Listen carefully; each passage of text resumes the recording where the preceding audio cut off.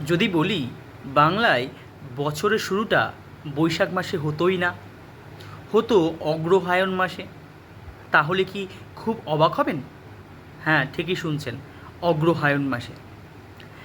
ভেঙে বলি বিষয়টা।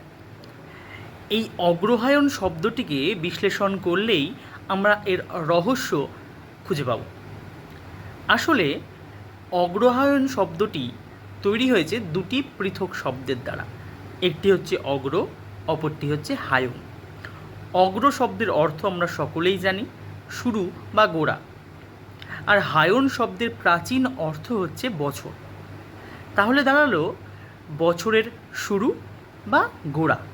অর্থাৎ পূর্বে বা প্রাচীনকালে বাংলায় বছরের শুরুটা হতো অগ্রহায়ণ মাসে, বৈশাখ মাসে নয়।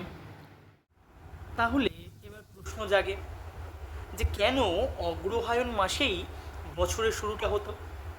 সেক্ষেত্রে একটি তথ্য দিয়ে রাখি।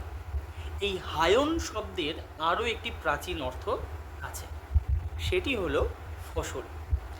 আগেকার দিনে বছরের শুরুর হিসেবটা ক্যালেন্ডার দেখে হতো না, হতো মাঠের ফসলের উপর নির্ভর করে। তখনকার দিনে অগ্রহায়ণ মাসে মাঠে ফসল উঠত, নতুন ফসল আমন।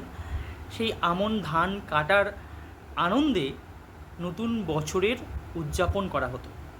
সেই জন্য অগ্রহায়ণ মাসে বছরের সূচনা হতো।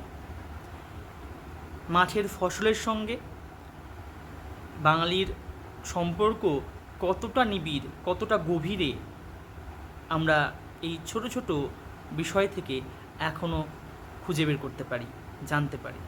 ধন্যবাদ।